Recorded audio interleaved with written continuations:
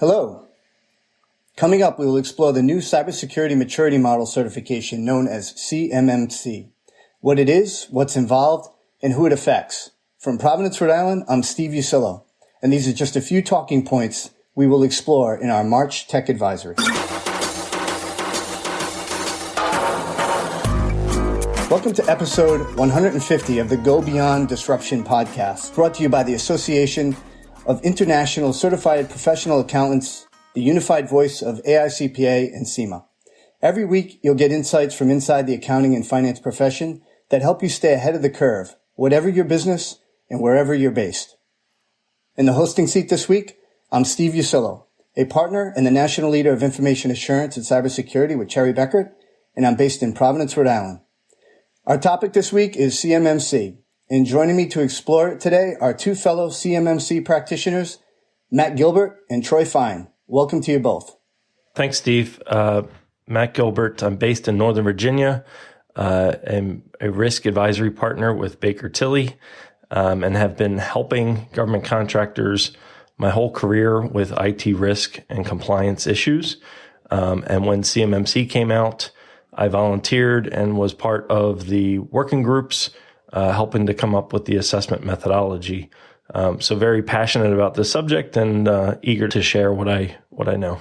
Thanks, Steve. Glad to be here. My name is Troy Fine. I work at Schneider Downs. We're a top 50 CPA firm out of Pittsburgh, Pennsylvania. I've been with the firm for about 10 years in our risk advisory and cybersecurity practice. I focused early on in my career. I've built a lot of clients in the SOC 2 field. I've lead our SOC 2 practice, and then I kind of morphed into the CMMC world, and I'm starting to lead our CMMC practice and gaining momentum with that. This topic obviously is very important to our national security. So it's important that, we start to get these suppliers up to speed with their cybersecurity. Much of it has probably been ignored in the past. So I'm looking forward to helping the defense industrial base meet cybersecurity requirements to protect national security. And again, it's a pleasure to be here with all of you. Okay, so let's kick us off today. Troy, let's start with what is CMMC and why is it being implemented? Basically, CMMC, what it stands for, Cybersecurity Maturity Model Certification. It was created by the Department of Defense. And as I kind of mentioned in my intro, a lot of these suppliers that support our national defense, that are providing supplies and services and products to the Department of Defense, have probably been ignoring cybersecurity requirements for some time that have been in their contracts. So the DoD said we have to come out with a framework, and we're going to focus it on our defense industrial base. And as of this recording, the numbers I've heard is that they're predicting that there are around 300,000 companies that make up the defense industrial base. Now that number, you might find different numbers in other places, but the number I've been hearing is around 300,000. And basically what this certification model looks like is it's a set of processes or policies, and then practices, i.e. controls, right? So just think of it as your typical any other control framework that's out there. They just use the terms processes and practices rather than policies and controls. The main purpose of this framework is to ensure the protection of federal contract information, FCI, and controlled unclassified information, CUI. We could probably have a whole podcast just on what is FCI and CUI, but for purposes of this podcast, just knowing that FCI and CUI are the reason this exists is probably good enough for now. It's truly a maturity framework with increasing requirements based on maturity level. Level 1 is the lowest. Level 5 will be the highest. Just to throw out some numbers, level 1 consists of 17 control requirements, and level 5 is going to consist over 180. If you do have controlled unclassified information, you will at a minimum have to be certified at level 3. Level 3 is 130 controls. Each one of these assessments that the DoD supply chain is going to have to undergo is going to have to be performed by a certified third-party assessment organization, also known as a C3PAO. And as of right now, certification will be required once every 3 years. So that's the what. The why, I kind of dug into it a little bit, but again, it's based on controlled unclassified information. Right now, there's currently no enforceable regulation for the DoD to assess its supply chain against cybersecurity controls. Previously, there was a contract clause in most of these contracts called DFAR 7012. And if you're familiar with NIST 800-171 requirements, technically, most of these suppliers were supposed to be in compliance with NIST 800-171. Again, it was a self-assessment. There was no enforceable means for anybody to assess anybody against this. Data was being stolen by nation states.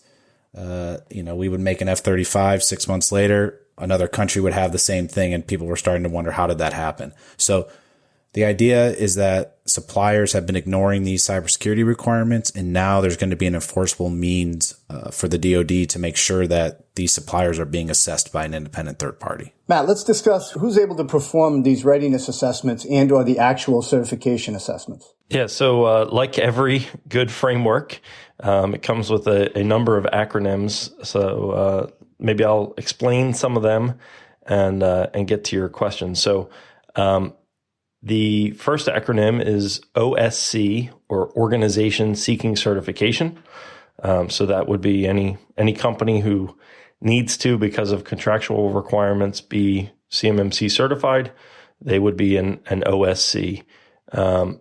Then you have C3PAOs, as what Troy described. These are certified third-party assessment organizations, or CMMC third-party assessment organizations.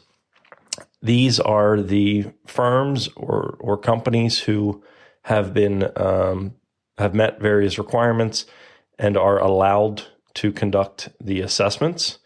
The organization that allowed them to be in that position is the CMMC AB, or accreditation body.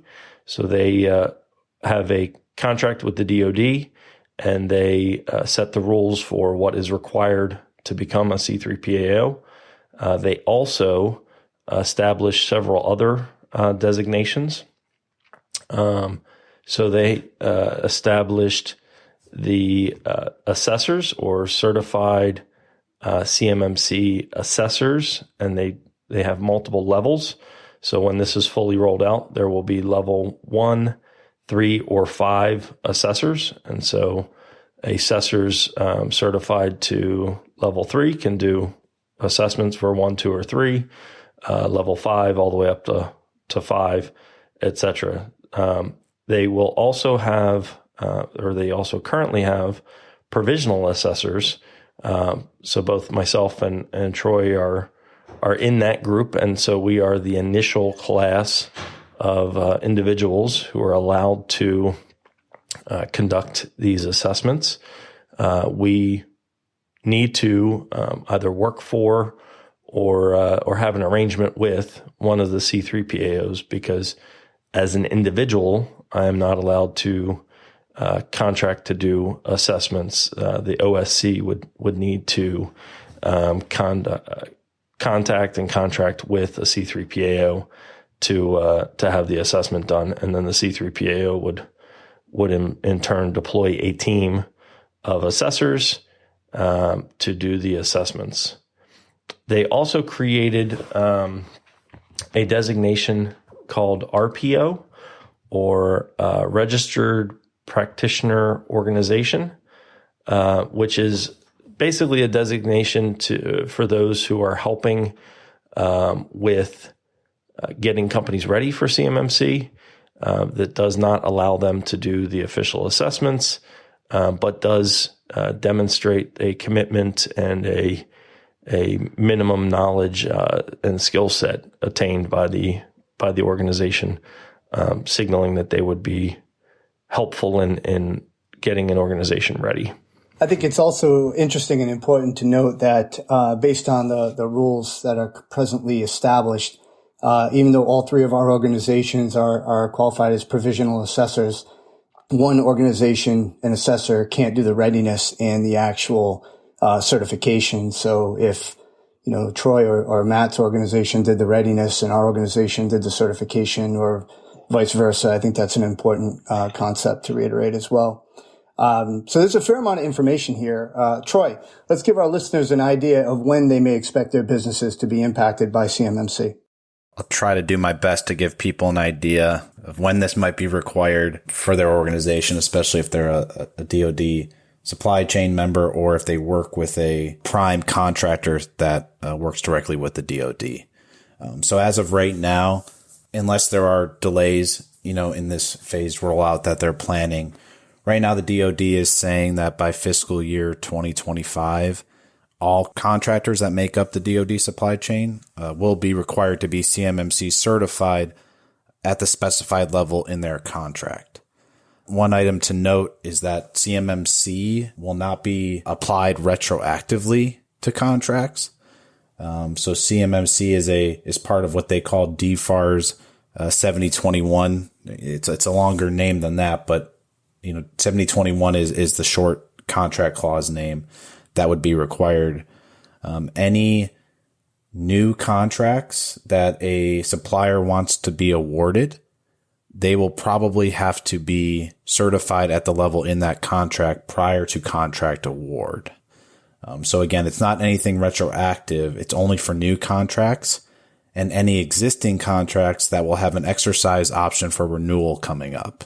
So that's an important item to think about. So if you're in the DoD supply chain and you have a good understanding of your current and existing contracts or what you might be bidding on in the future, that's probably going to be your best indicator of when you might need CMMC certification.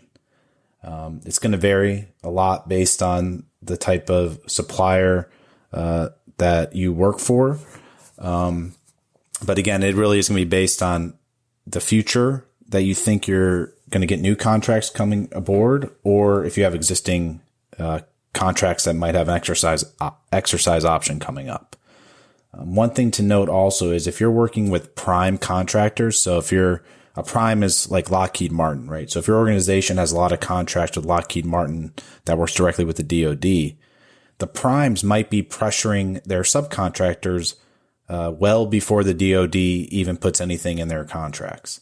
The reason that is because the primes, like Lockheed Martin, they don't want to lose out on a contract, right? So if a new contract comes across their desk and they have, hundreds of subcontractors that are part of this contract, they don't want to lose out on a new contract if their subcontractors are not certified. So if you're working with the big primes, I'm guessing that you're probably getting notification or inquiries from the primes telling you about CMMC and asking you to do self-assessments and make sure you're ready for this so that, they're not left in the water when these new contracts, come aboard. Again, it is going to be a phased rollout though. So the DoD is only planning on putting it right now in 15 contracts for fiscal year 2021. They're calling it a pilot program. And I believe by the year 2025, they'll have put it in 475 contracts in 2025. So between 15 and 475 each year for the next 5 years, they're going to roll it out into new contracts. But again, if you're working with the big primes, chances are you're probably going to get pressure from those primes before the DoD puts anything in a contract. Yeah, I think in many of the readinesses that we've all participated in, it's kind of important to express to the client that's going through this process to think a little bit strategically as it comes to what they anticipate doing, not just currently, but going forward. And I think, Troy, you touched upon that. And I think that's really a great important concept there, because a lot of times you'll ask them, what kind of data do you have? Well, we only have FCI or a certain type of, maybe they don't have CUI, or maybe they only have a certain type of CUI. But if you talk to them about their strategy in the next, 3 to 5 years, it may be something that they are incorporating in. So to design their certification program around their strategy, I think, becomes really important so that they can be one step ahead of those requirements that you spoke to. So I think that's a great concept and a great point. It's certainly no secret that the organization shouldn't hesitate to get started. Obviously, there's a fair number of things that they need to take into consideration, even though a level 3 is kind of a piggyback off of the DFARS 171 with 20 additional requirements. But Matt, let's talk a little bit about how an organization and the practitioners should get a jump on this initiative. Yeah, so it is very important to get started. I think many organizations that we're working with are realizing that there's a bit more to this than you realize. The fact that it is a maturity model, and especially if you're targeting level 3 or above, being able to demonstrate and evidence that you have a mature set of practices and processes is a significant effort. So where that should begin is really starting with understanding where FCI and CUI exist in your environment, where that flows. So, where does it come in? Does it come in via email? Are you being sent files from your customer or your prime? Where do you place them? Who do you then share those files with, etc.? That is very, very critical. So knowing that is a very important place to start. That will cause you to be able to define a scope, and you can employ an enclave strategy. So you don't necessarily have to have the entire set of systems and networks that the company maintains. You can designate a portion and create an enclave, but you need to make sure that the CUI and FCI only reside in that enclave that you're going with. So once you know where the data is, you can start to define your scope. Then from there, you can go through the practices and the processes, make sure that you have all of the requirements in place. That will typically mean a lot of policies and procedures that may not have always been in place in the past, need to get created. If you were following 800-171, hopefully a lot of the technical requirements are already in place, but there might be some fine tuning or adjusting those items. So that can take a bit of time. You'll need to capture all of that information in an SSP or system security plan, and it is strongly encouraged that you would engage someone to help you maybe take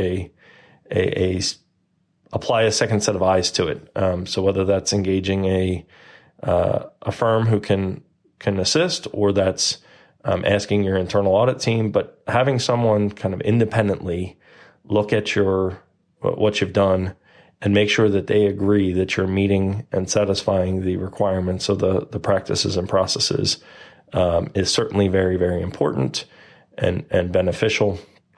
And then invariably, once you've done that, there will be items that need to be worked on, and coming up with a project plan and an approach to get those elements implemented and in place will be important. And because it is a maturity model, the expectation is that these items are in place and you can demonstrate them over time. So the sooner you start on it, the more examples and evidence you'll have available to demonstrate that these requirements are in fact in place and operating in a repeatable fashion to satisfy some of the process requirements of CMMC. Troy, anything to add there? The only thing I would add is if you have a chance to look over the CMMC Level 3 Assessment Guide, we could provide a link to that probably in the show notes, but I would definitely take a look at that as well as part of your getting started and figuring this out. Great points. Like any readiness assessment, obviously you want to try to put a fair amount of effort into making sure that you're as thorough as you can be. Our position when helping clients through readiness processes is obviously to be as transparent and forthright in the formalization process, so that hopefully the assessment becomes the easier piece because everything's together and there's a good mapped out program.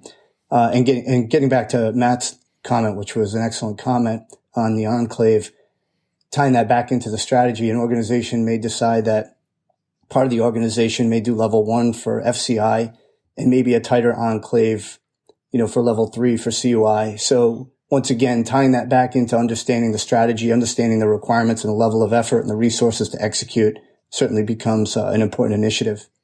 So let's assume, the organization has gone through a comprehensive readiness assessment. Troy, let's discuss what the actual assessment is expected to look like, knowing that, the true assessments haven't started yet. That's a good segue into that. So as of this recording, as Steve mentioned, there have been no assessments have been performed yet, and I'm not aware of any formally 100% approved C3PAOs that can perform a certification assessment. That might change when this recording comes out. But when C3PAOs are approved, an organization seeking certification, the first thing you're going to need to do is go out and engage a C3PAO and try to evaluate them and understand which one's going to be the best fit for them to perform an assessment. So it's going to be very similar to other types of assessments. There's going to be the standard phases: planning, fieldwork, reporting. So anybody that's familiar with performing other types of audits or attestations. Now, this is not an attestation, so I don't want to confuse that, with an assessment. But the idea of having planning, fieldwork, and reporting is still going to be the same.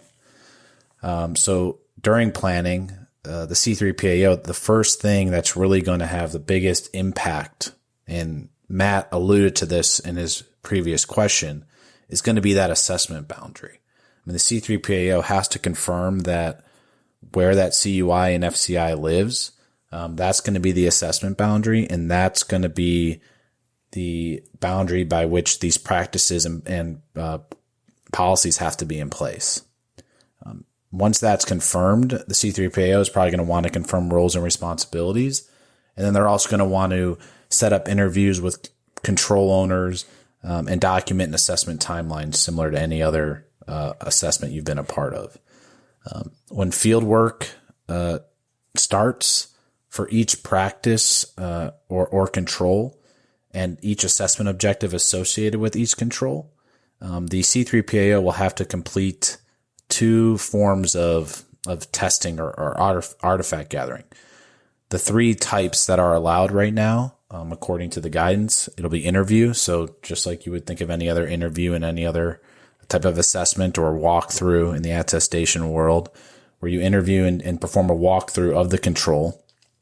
They also can examine artifacts. So inspection, you receive a screenshot of a configuration from the system, and you confirm that evidence came from the system. And then they can also observe system configurations. So do a little shoulder surfing, sitting down with control owners, watching them, log into their CUI environment to make sure that appropriate authentication's in place. They have to use multi-factor authentication. Some of those controls might be easier to observe and get more comfort when doing the assessment. Once field work is done, the C3PAO is going to be performing reporting. And basically, and this might be, something that people are not aware of, but CMMC is going to be an all or nothing right now. So if you have 130 controls that you have to meet and 129 of them are met and there's one that you're not meeting, technically right now you would not be able to be certified. There will be a 90-day remediation period where the organization seeking certification can go in and remediate the exceptions that are identified. And then the C3PAO can come back and confirm that that control is now being met. But it is an all or nothing. Some of you might be familiar with the term POAMs. There are no POAMs allowed in the CMMC certification process. Everything has to be met in order to be certified. One thing to note, I would say during field work, level 1, because it's only 17 controls, is probably only going to be a 1 to 2 day assessment. It won't take long for an assessor to confirm all those controls. All the way up to level 5 could be a 2-week assessment, right? Where the C3PAO has to come on site, might have to go to multiple locations to confirm physical security. That's all kind of up in the air right now as we're all trying to figure this out. But I would guess anywhere from 2 days to 2 weeks, depending on the level for an on-site assessment right now.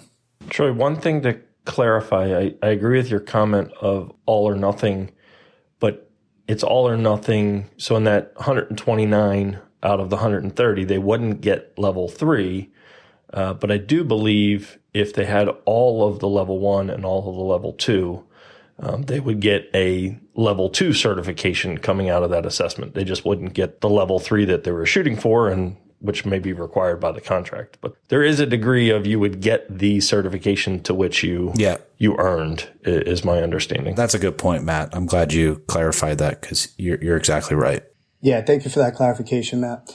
In addition, that 90-day remediation period obviously offers a bit of flexibility, but depending on the severity of the deviation or the gap, they may not be able to address that in that 90-day period. So, we would certainly encourage folks to make sure that they try to do the best they can in getting out in front of that, so they minimize those gaps in order to stay ready for it. So, I know all of us have already been involved in performing DFAR 7012 work using NIST 800-171, and probably been doing that for a couple of years. In addition to, CMMC readiness assessments over the last couple months as people get a jump on this. Matt, do you want to start by highlighting any pitfalls that some organizations and practitioners may see along their journey? Yeah, I think too many folks are paying attention solely to the practices and not the processes. And I think that will be a potential problem for them when they come to the official assessment. You need to have all 130, if you're shooting for level 3, all 130 practices in place, and it is very important to cover those. But you also need to have the associated processes covered. So the 3 processes of level 3 require you to have policies, procedures, and a plan. And there are some specific nuances to those. So if you're doing the practice, but don't have a policy or don't have a plan or haven't thought about resourcing and funding and things of that nature associated with the practices, you might be fine on the practices, but if you don't have the process, you're not going to achieve the outcome you want. So I think more organizations should spend a bit more time thinking about and really addressing the process elements. And then the other thing I would suggest is, as Troy alluded to earlier, the assessment guides are incredibly important. They are published by the DoD, and that is what, as an assessor, I will be using to evaluate. So I think paying an awful lot of attention to those assessment objectives will help you make sure that you truly are satisfying each of the practices. And for some practices, there's 1 or 2 assessment objectives, but for some, there's as many as 10 or more assessment objectives. So you really want to focus on and make sure you are covering each and every one of the assessment objectives, so that when the assessor comes in, they're also going to conclude that you've appropriately satisfied each of the objectives. Great information, and appreciate all the information you've provided here today. And that's it for this month's Tech Advisory episode. Thanks to my co-presenters, Matt Gilbert and Troy Fine. If you'd like to connect with us, we'll put our profile links in our show notes. To view those notes, just tap on the episode's info icon in the podcast app on your smartphone or tablet. You can also open this episode in your computer web browser. That's where you'll find further information about CMMC, including the online resources we have mentioned during our discussion. To get our latest episodes automatically as soon as they go online, just go to your music or podcast app and tap the follow button. And while you're there, have a look at the archive of back episodes as well.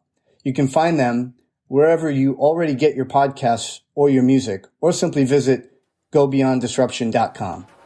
From Providence, Rhode Island, I'm Steve Ursillo. Till next time, keep listening and stay safe. Goodbye. Thanks for listening to this episode of Beyond Disruption, brought to you by the Association of International Certified Professional Accountants. Learn more about today's topic at AICPA-CIMA.com/disruption. This podcast is designed to provide illustrative information with respect to the subject matter covered and does not represent an official opinion or position of the Association of International Certified Professional Accountants or any of its subsidiaries or affiliates. It is provided with the understanding that the association, its affiliates, and subsidiaries are not engaged in rendering legal, accounting, or other professional services. If such advice or expert assistance is required, the services of a competent professional person should be sought. The association, its subsidiaries, and affiliates make no representations, warranties, or guarantees as to and assume no responsibility for the content or application of the material contained herein, and expressly disclaim all liability for such damages arising out of the use of, reference to, or reliance on such material.